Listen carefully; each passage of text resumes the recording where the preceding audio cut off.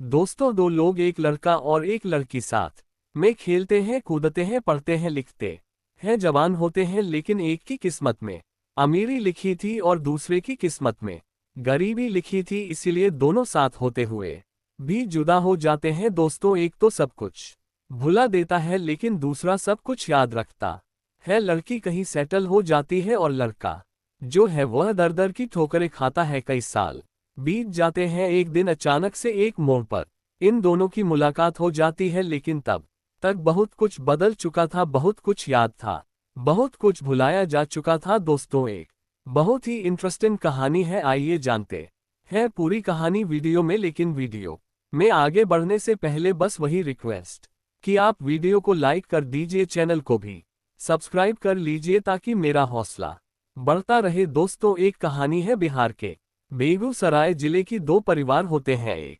परिवार में सिर्फ एक बूढ़ी औरत और दूसरे परिवार में भी एक विधवा औरत होती है, लेकिन उस विधवा औरत का एक बेटा होता है जिसका नाम बसंत होता है। 8वीं में पढ़ रहा था और पढ़ने लिखने में होशियार था, इसलिए उसकी माँ ने तमाम परेशानियों के बावजूद उसका एडमिशन प्राइवेट स्कूल में करवा रखा था। अब यह माँ बेटे जो थे उस बूढ़ी महिला को दोनों टाइम का खाना दे देते थे, क्योंकि उनका ना बेटा था ना बहू, सिर्फ एक बेटी थी जो मुंबई में अपने पति और बच्चों के साथ रहती थी। वही जो है कभी कभार 6 महीने में आ जाया करती थी और 1015 दिन अपनी माँ के साथ रहकर फिर मुंबई चला जाया करती थी। और जाते वक्त बसंत की माँ को ये कहकर जाती थी कि मेरी माँ का ख्याल रखना, खाना पानी देते रहना, मैं जो खर्चा है वह मुंबई से भिजवा दिया करूंगी। तो यही चल रहा था। हालांकि बात और है कि उस महिला ने कभी उनके खाने पीने के पैसे नहीं लिए। दोस्तों, एक दिन उन बूढ़ी महिला की हालत काफी खराब हो जाती है। बचने की कोई उम्मीद नहीं थी, इसीलिए मुंबई से उनकी बेटी को आना पड़ा। लेकिन अब की बार वह ये सोचकर आती है कि माँ की हालत इतनी खराब है, पता नहीं जिंदगी या बचे। तो ये सोचकर आती है कि कुछ दिन तक रहना पड़ेगा, तो अपनी एक बेटी को साथ लेकर आती है जिसका नाम श्वेता होता है। श्वेता और उसकी माँ देखभाल करने के लिए उस गांव में आ जाती है जहां पर बसंत का घर होता है। अब दोस्तों, जो श्वेता थी उसकी 2 बहनें और होती हैं, लेकिन वो अपने पिता के साथ मुंबई में रह जाती है और श्वेता अपनी माँ के साथ घर चली आती है। अब दोस्तों, उनके घर आने के बाद जो उनके माँ की हालत काफी खराब थी वह धीरे धीरे ठीक हो जाती है। अब वो ठीक हो जाती है, लेकिन उनकी माँ की इच्छा थी कि उनकी बेटी अब उनके अंतिम समय में उनके साथ रहे, और वो बेटी भी यही चाहती थी। लेकिन उसको चिंता ये थी कि जो उनकी बेटी है श्वेता है, उसका क्या होगा। वो बसंत से कहती है कि इसका भी अपने स्कूल में एडमिशन करवा दो। दोस्तों, वो भी 8वीं पास करके आई थी, तो इस हिसाब से उन दोनों का 9वीं में एडमिशन हो जाता है। अब दोस्तों, 6 महीने बीत जाते हैं। दोनों बच्चे 9वीं क्लास में पढ़ रहे थे, लेकिन एक दिन बसंत को स्कूल से निकाल दिया जाता है, ये कहते हुए कि तुम्हारी फीस 6 महीने से बकाया है, अगर तुम कल लेकर नहीं आओगे तो तुम्हारा नाम काट दिया जाएगा। वो आकर अपने घर अपनी माँ से कहता है, तो उसकी माँ कहती है कि कुछ दिन का और मौका ले ले, मेरी पेंशन आने वाली है, जैसे पेंशन आ जाती पैसा जमा कर देंगे। दोस्तों, उनका विधवा पेंशन आता था जो कि 0 महीना होता था और उसकी फीस भी 0 महीने लगती थी। 6 महीने का 0 बकाया था। अब दोस्तों, उसी दिन शाम को श्वेता आती है, उसकी कॉपी ले गई थी कुछ काम पूरा करने के लिए, क्योंकि 3-4 दिन स्कूल नहीं गई थी, तो आके देती है, कहती अपनी कॉपी ले लो। बसंत कहता मुझे इन कॉपियों की जरूरत नहीं है। कहती है क्यों, बोलता है कुछ नहीं। दोस्तों, उसके बाद वह फिर चली जाती है। अगले दिन स्कूल जाती है, लेकिन जो बसंत था वह स्कूल नहीं जाता है। स्कूल पर जाने के बाद उसे पता चला कि बसंत को निकाल दिया गया है फीस। ऐसी बात है, और भी कुछ बच्चों का बकाया था, लेकिन सबसे ज्यादा इसी का बकाया था। दोस्तों, वह दुखी हो जाती है क्योंकि बसंत पढ़ने लिखने में काफी होशियार था। वह आती है और दूसरे दिन जब उसको स्कूल जाना होता है तो तैयार होकर आती है, क्योंकि वह बसंत के साथ ही अक्सर जाया करती थी। तो उससे आकर पूछती है, स्कूल नहीं चलोगे। बसंत कहता है कि नहीं, मुझे नहीं जाना। तो बोली, क्या हुआ, तुम फीस नहीं जमा करोगे। बसंत कहता है कि नहीं, मैं अभी साल नहीं पढ़ूंगा, अगले साल किसी सरकारी स्कूल में अपना नाम लिखवा लूंगा। लेकिन दोस्तों, जो श्वेता थी उसने अपने हाथ में पैसे ले रखे थे बसंत के हाथ में रखते हुए कहती है ये लो फीस जमा कर दो और चलो पढ़ने। अब वो चौंक जाता है, सोचता है कि कहाँ से पैसे लाई, तो बोलता है कि ये पैसे कहाँ से तुम लेकर आए हो। तो वो कहती है कि चलो रास्ते में बताऊंगी। अब दोस्तों तैयार हो जाता है, स्कूल जाता है। उसके बाद रास्ते में पूछता है तो बताती है मैंने अपने गुल्लक फोड़े, उसमें से 000 निकाले, 1000 मम्मी से मांगा कि स्कूल में किसी काम के लिए जमा करना है तो उन्होंने दे दिया, इसीलिए मैं पैसे लेकर आई हूँ दोस्तों। उसके बाद फिर उनकी पढ़ाई शुरू हो जाती है। जैसे तैसे 9वीं करते हैं, लेकिन 10वीं में जब स्कूल की ओर डिमांड बढ़ती है तो ये जो है बच्चों को ट्यूशन पढ़ाने लगता है और ट्यूशन पढ़ाकर अपना खर्चा निकालता है। धीरे धीरे जो श्वेता है वह भी उसके साथ उसके घर पर आती है और 4-6 बच्चों को ट्यूशन पढ़ाने लगती है। ट्यूशन पढ़ाकर ये दोनों पढ़ाते थे, लेकिन जो पैसा था वो बसंत लेता था, क्योंकि उसके पढ़ाई भर का ही होता था। और जो श्वेता थी उसके पिताजी तो मुंबई से पैसा भेजते थे, उनके पास पैसों की कोई कमी नहीं थी, तो इसीलिए उसको तो कोई परेशानी नहीं थी। दोस्तों धीरे धीरे 9वीं पास हो जाते हैं, 10वीं 11वीं पास हो जाते हैं, 12वीं में आ जाते हैं। अब जब 12वीं में आते हैं तो दोनों बच्चे बड़े हो जाते हैं। 18-19 साल की उम्र हो जाती है, 4 साल हो गए। इस बीच में श्वेता सिर्फ एक बार मुंबई गई और उसकी माँ जो थी वह हर साल महीने 15 दिन के लिए चली जाया करती थी। उसकी नानी की तबीयत एकदम ठीक ठाक थी और जो बसंत की माँ थी वह भी इधर उधर मजदूरी करके अपना और अपने बच्चे का पेट पाल रही थी। दोस्तों एग्जाम हो गया, एग्जाम का आखिरी दिन था जब 12वीं का एग्जाम था। अब दोस्तों स्कूल में कुछ लड़के ऐसे भी थे जो श्वेता से दोस्ती करना चाहते थे या फिर उससे जो है प्यार करना चाहते थे। तो जब एग्जाम का आखिरी दिन था तो उन्हें यह मौका था कि वह कुछ भी कहे, क्योंकि 12वीं का एग्जाम था। उसके बाद पता नहीं कौन कहाँ जाएगा और आखिरी पेपर के दिन वह देने जा रहे थे जब पेपर तो उनमें से एक लड़का जो है उस पर कुछ कमेंट करता है। अब जैसे वह कमेंट करके आगे बढ़ जाते हैं तो श्वेता जो है वो बसंत से कहती है कि तुम्हें सुनाई नहीं दिया उसने क्या कह दिया मुझे। बसंत बोला क्या कहा उसने, तो बोली क्यों तुम्हारे पास कान नहीं है, तुम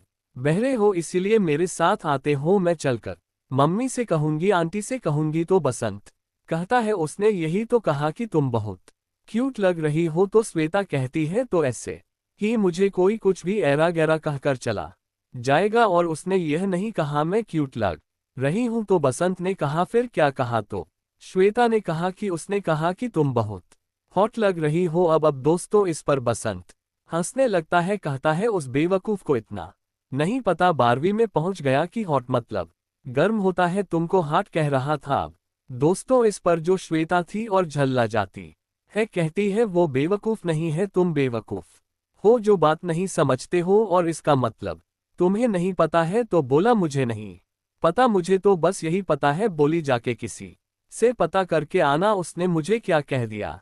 अब दोस्तों उसके बाद जो है दोनों चले जाते अपना पेपर देते हैं, और जो बसंत था वह किसी से पूछा होगा कि भाई किसी लड़की को हॉट कहने का मतलब क्या होता है, तो फिर उससे वह जो बताता है। अब उसको सुनने के बाद वह अपने घर पर आता है और उसके बाद फिर शाम को जाता है श्वेता के घर। श्वेता जो है किचन में खाना बना रही थी और जो उसकी मम्मी थी वह उसकी नानी के पास बैठी थी, क्योंकि नानी की हालत बहुत खराब थी पिछले कुछ दिनों से। तो वो उसके किचन में चला जाता है। चूंकि दोनों एक दूसरे के घर आते थे और कैसे भी कहीं भी चले जाते थे, कोई रोक टोक नहीं था। तो बसंत जो है वह किचन में चला जाता है और वहां जाने के बाद वह श्वेता को पहली बार गहरी नजरों से देखने लगता है, उससे निहारने लगता है ऊपर से नीचे तक। तो स्वता उसको देखती है, कहती है कि क्या देख रहे हो ऐसे, इस तरीके से मुझे कभी देखे नहीं हो क्या। तो बसंत कहता है कि यार तुम वाकई में बहुत हॉट लग रहे हो, उसने सही कहा था तुम्हें। अब दोस्तों वह जो है अपना दुपट्टा उठाती है और ओढ़ लेती है, कहती है थैंक यू। अब बसंत जो है चौंक जाता है, कहता है तुम्हें गुस्सा नहीं आया उस दिन, तो तुम गुस्सा गई थी। तो बोली कि ऐसे कोई कहेगा तो गुस्सा तो आएगा ही, लेकिन तुम कह रहे हो तो अच्छा लग रहा है। अब दोस्तों उसके बाद वह आती है उसके पास, कहती है और क्या लग रही हूं और कुछ बताओ। तो बोला कि और क्या बताऊं तुम्हें, बोली और नहीं कुछ ख्याल आ रहा है कुछ भी। बोल दो मुझे दोस्तों। इस तरीके से अब दोनों एक दूसरे की आंखों में देखते हैं और पहली बार उन दोनों के आंखों में एक दूसरे के लिए प्यार उमड़ पड़ता है दोस्तों। उसके बाद उसका हाथ पकड़ लेती है। वो कहती है कि इतने दिन बीत गए और तुमने मुझे अभी तक कुछ नहीं कहा। पता नहीं किन लोगों ने क्या क्या कह दिया होगा, मैंने सब इग्नोर कर दिया दोस्तों। उसके बाद उसका हाथ पकड़ लेती है और कहती है कि आई लव यू बसंत। दोस्तों जैसे ये कहती है वैसे ही उसके माँ के रोने की आवाज आती है दोस्तों। उसकी नानी का उसी वक्त देहांत हो जाता है। अब दोस्तों दोनों एक दूसरे का हाथ छोड़कर बाहर की तरफ भागते हैं तो देखते हैं कि उसकी जो नानी थी उनका देहांत हो चुका था और उसकी माँ जो थी श्वेता की वो दहाड़े मार मार कर रो रही थी। श्वेता भी बैठ जाती है, वह भी रोने लगती है, अपनी मम्मी को संभालती है और थोड़ी ही देर में पूरे गांव का मजमा वहां पर लग जाता है। बसंत की माँ भी आ जाती है। अगले दिन जो है उसके पिताजी और उसकी जो बहनें थी वह भी फ्लाइट से पहुंच जाते हैं और फिर अंतिम संस्कार होता है। 15-20 दिन में सारा कुछ क्रियाक्रम होके सब कुछ समाप्त हो जाता है। अब दोस्तों उसके बाद उनकी जाने की बारी थी, क्योंकि आखिरी पेपर हो चुका था, पढ़ाई खत्म हो चुकी थी, उसके नानी का देहांत हो चुका था, तो इसलिए सबके साथ श्वेता को भी जाना था। ये होता है कि जैसे इसका रिजल्ट आएगा उसके पापा आकर उसको लेकर जाएंगे। अब दोस्तों जिस दिन जाना था उस दिन सुबह श्वेता जो है बसंत से मिलती है और मिलते ही उसकी आंखों में आंसू आ जाते हैं। वह उसका हाथ थाम लेती और कहती है कि बसंत काश कुछ दिन और नानी जी लेती, काश कुछ दिन हमें भी जीने का मौका दे देती। लेकिन किस्मत में ना जाने क्या लिखा हुआ था कि हम जैसे ही मुलाकात हुई वैसे ही वह इस दुनिया से चली गई। अब देखो मुझे भी जाना पड़ रहा है।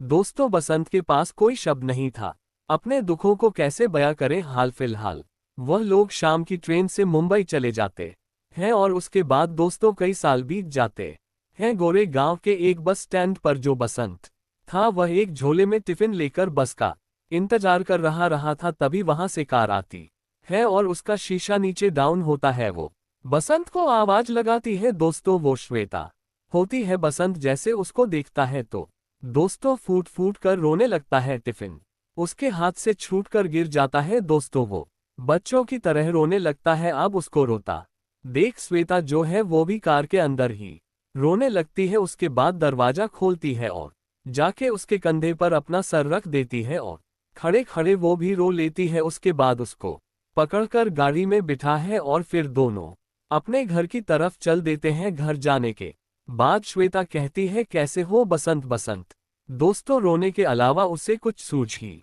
नहीं रहा था। वह बोलता है कैसा हूँ, जैसे हूँ ठीक हूँ, तुम बताओ कैसी हो। तो वह बोलती है क्या बताऊं, बहुत लंबी कहानी है। अभी 6 महीने पहले ही पापा का निधन हो गया, उनको हार्ट अटैक आ गया। जो 2 बहनें थी उनकी शादी हो गई, अपने घर रहती हैं। अब पापा का कारोबार जो है मुझे ही देखना होता है और वहीं से मैं आ रही थी। जो मम्मी है वो ठीक है, दीदी के यहाँ गई हुई है, उनका घर पास ही में है, अभी वह आएंगी। लेकिन तुम बताओ इतने दिनों से तुम कहाँ थे, क्या कर रहे थे।